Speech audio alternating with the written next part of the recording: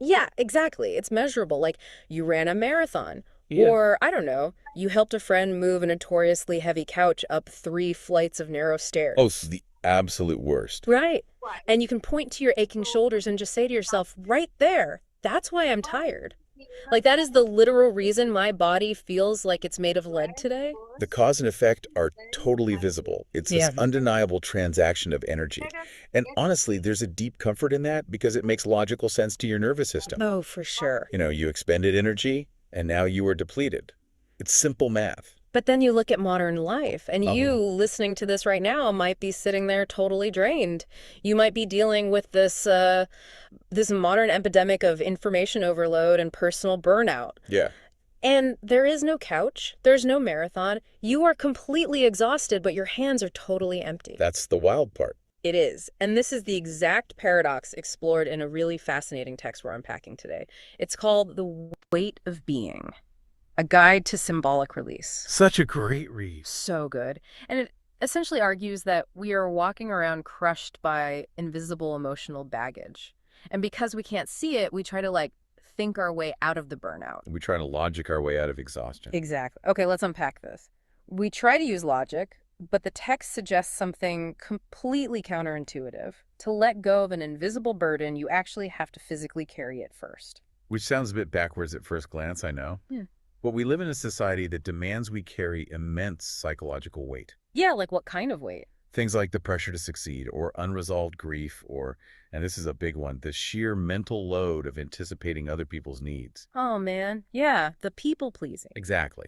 The problem is that the human brain evolved to deal with physical threats. It understands tangible burden. Right, it understands the weight of a literal boulder. Spot on.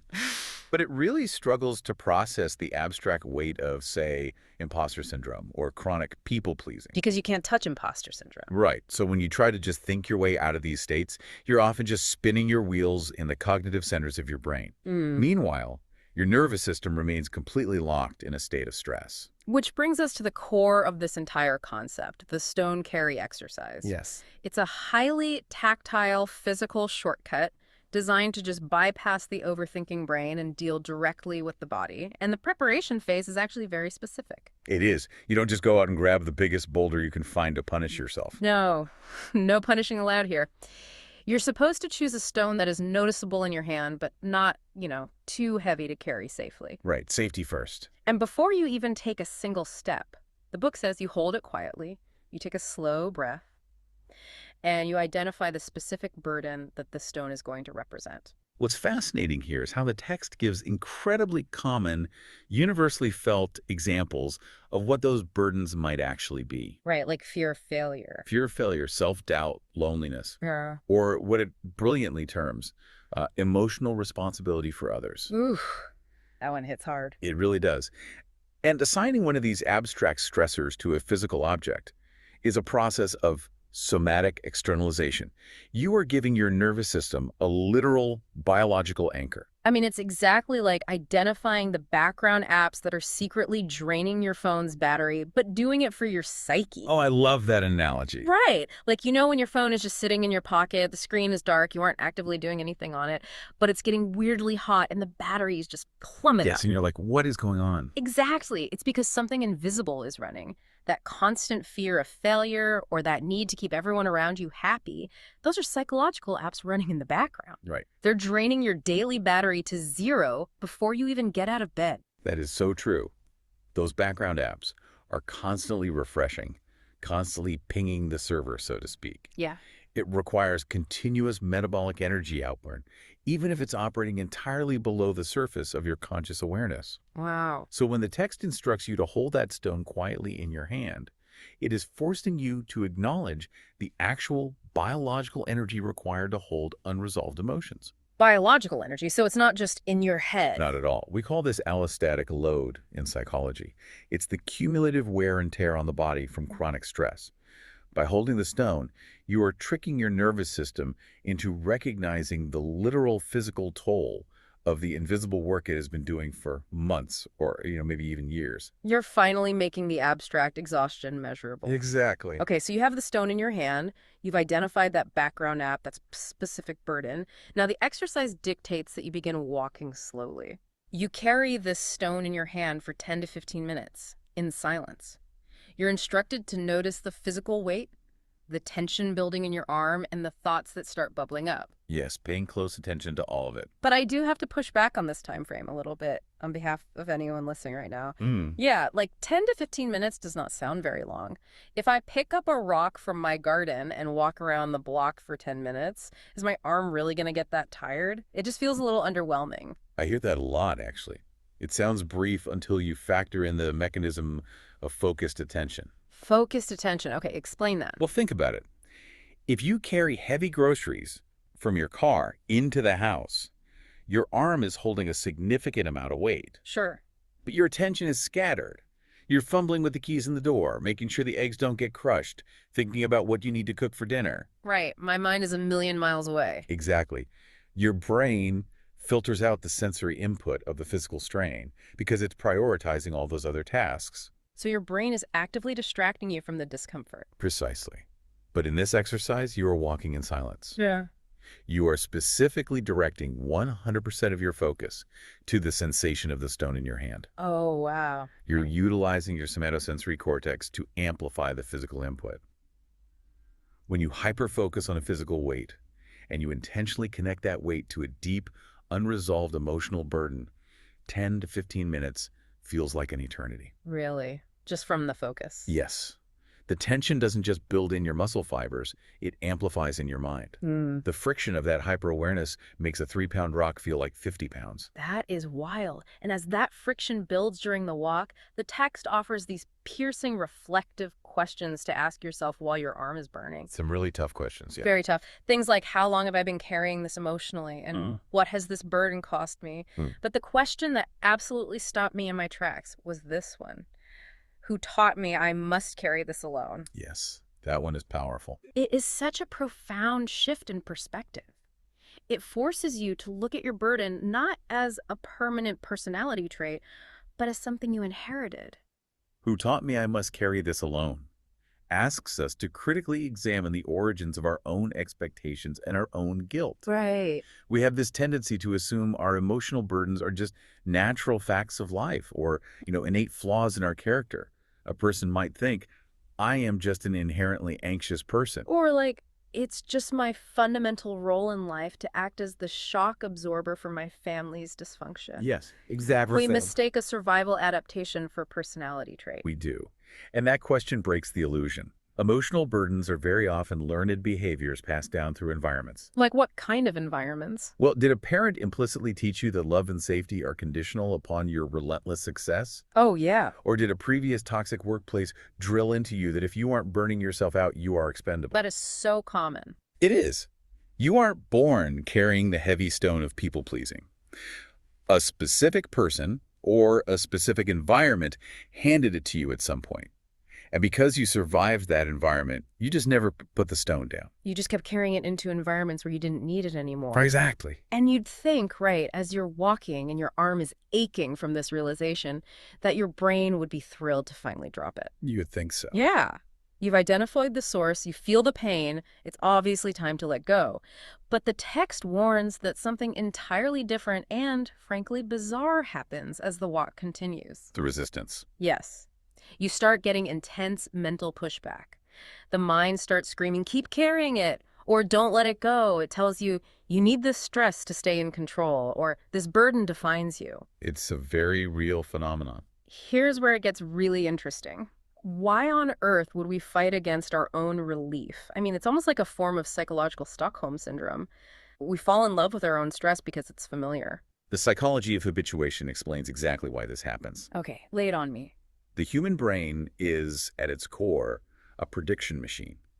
It craves predictability because predictability means safety. Even if the predictable thing is awful. Even then. Even if situation is deeply miserable, if it is predictable, the brain prefers it over the unknown. People become emotionally attached to suffering because it becomes the scaffolding of their identity. Ah, I see. So if my entire sense of self is built around my fear of failure, who am I without it? Right. You ask yourself, am I still driven? Am I still ambitious? Without this constant anxiety humming in the background, will my whole life just fall apart? Exactly. The brain convinces you that the heavy rock is actually the only thing keeping you tethered to the ground. That's terrifying. Or consider the example of unresolved grief, which the text handles with incredible care. Yeah, that part was really beautiful. If someone is holding the heavy stone of grief, the mind will inevitably whisper, if I put this down, it means I am forgetting the person I lost. It means I don't love them anymore. Ow. The mind conflates the endurance of the pain with the value of the experience. Hmm. It trips you into believing that suffering is a metric of love or a metric of dedication. That makes total sense, but it's so heavy. It is. But the text offers a vital distinction here to combat that specific trap. It explicitly states that the goal is not pretending the pain never existed. The goal is realizing that carrying something for a long time does not mean you were meant to carry it forever. That is the ultimate defense against the mind's pushback right there. It prevents denial. You aren't like throwing the stone into a river and pretending it was never heavy, Right. or pretending the grief wasn't real. You are honoring the reality of the pain, but you are refusing to accept a life sentence of carrying it. You're acknowledging the weight without letting it dictate your future. It honors the reality without mandating an endless punishment. Yeah. You are allowed to acknowledge that an emotional responsibility shaped your life, kept you safe in the past, or connected you to someone you loved, while simultaneously deciding that the active carrying of it no longer serves you. That is such a freeing thought. And the brilliance of the 15-minute walk is that it forces you to sit with the discomfort of realizing you actually have a choice. The rock is not glued to your hand. It just feels like it is. Exactly. You are actively, continuously choosing to grip it. And once you realize you are choosing to grip it, you realize you can choose to open your hand. Which brings us to the climax of the exercise, the release moment. Yes, the best part. The walk is over, your arm is heavy. The text says you pause, you hold the stone one final time, and then you make a conscious, intentional choice. You place it down gently, you return it to nature, or you set it somewhere meaningful, and as you release it, there is a silent mantra you recite. I acknowledge what I have carried, but I no longer need to carry it alone. Such a beautiful mantra. It really is. But And I gotta say, I'm struck by the instruction to place it down gently, because I know myself and I know human nature. oh, If I've been carrying a heavy rock that represents my anxiety, my first instinct is to wind up and hurl that thing as far away from me as humanly possible. a very natural reaction. Right. Why the emphasis on gentleness? Because throwing the stone violently is an act of catharsis. And catharsis still requires a massive spike of adrenaline and cortisol. Oh, interesting. If you hurl the rock in anger, you are still fighting a war against the burden. You are still treating it as a threat, which keeps your nervous system in a state of high alert. I hadn't thought of that. Placing it down gently signifies surrender. It engages the parasympathetic nervous system, which is responsible for resting and digesting. Okay, yeah. Surrender communicates to your brain that the war is over. Fighting the burden requires energy. Setting it down gently requires peace. You are making peace with the fact that it existed rather than fighting it. That is profound. It really changes the whole dynamic. So what does this all mean for the listener right now? Like, if they go out today, find a stone, walk around the block, and successfully set it down by an oak tree, what happens That's next? the follow-through. Yeah, how do you integrate that physical release back into your normal life? Well, the text provides some journaling prompts for afterward, and one of them acts as sort of the ultimate test of this exercise. It asks, what am I afraid would happen without this burden? It brings us right back to the fear of the void we talked about. Right. We are so used to the tension of our daily burdens that the sudden absence of tension feels like a vacuum. It feels like a literal threat. It's the phantom limb syndrome of anxiety. Yes, that is exactly what it is. And that ties perfectly into the second journaling prompt. What would emotional lightness feel like? Because I think a lot of us honestly don't know anymore. We've completely forgotten. We've been carrying that metaphorical couch up the stairs for so many years, we've forgotten how to just walk on flat ground without bracing for impact. If we connect this to the bigger picture, especially the cultural implications discussed in the final reflection of our source material, this entire practice is directly challenging a deeply ingrained societal narrative. Oh, absolutely. The text points out that many people become so habituated to emotional weight that they mistake heaviness for substance. They mistake suffering for depth. Right. Like if you weren't struggling, you weren't doing it right. Exactly. Society often equates true strength with the sheer volume of pressure a person can endure without breaking. That is the entire premise of hustle culture. It is. Look how much they can juggle. Look how much stress they can handle on 3 hours of sleep. We applaud people for carrying boulders, and we inherently judge people who choose to put them down as weak or uncommitted. We constantly reward endurance, even when the act of enduring is actively destroying the person's physical and mental health. It's so toxic. But the source leaves us with a paradigm-shifting definition of what it actually means to heal. It asserts that healing sometimes begins with one quiet internal realization. What's that? Strength is not only about your capacity to carry more. Sometimes true strength is learning what you are finally ready to put down. It requires infinitely more wisdom to stop mistaking your heaviness for your value. Strength is learning what you are finally ready to put down. Ah, That is a complete reversal of how we are taught to operate in the modern world. completely. It's not about building a thicker skin so you can tolerate more abuse. Yeah. It's not about building stronger shoulders so you can carry everyone else's problems.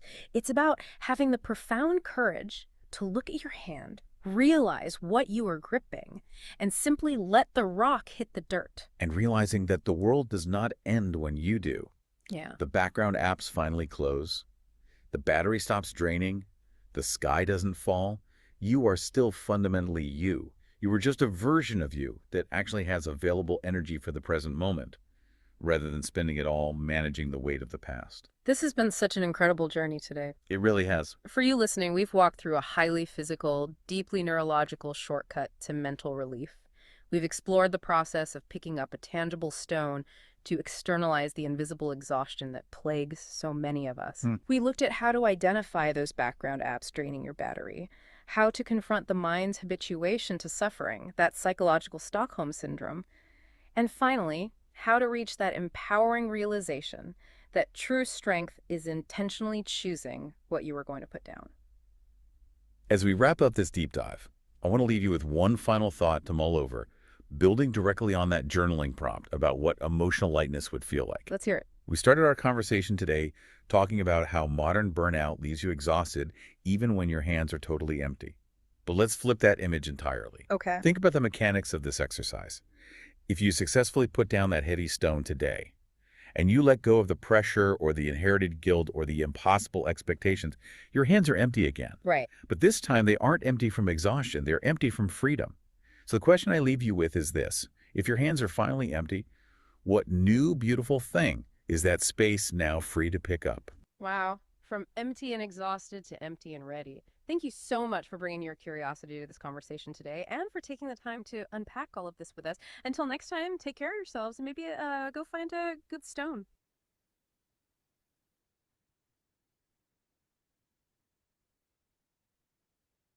Get accustomed to carrying burdens in our minds, and letting them go is as difficult.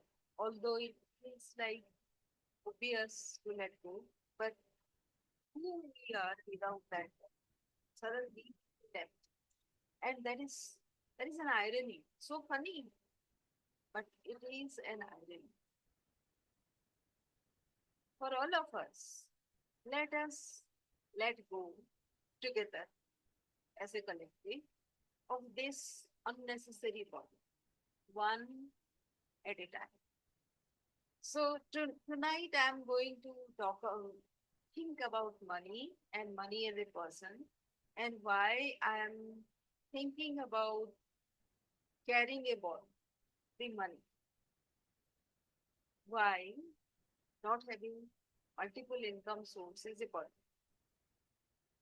I'll think about it today, tonight, and I'll share with you tomorrow. Subscribe to the channel and like this video, and let us see what I discovered today. Thank you for watching.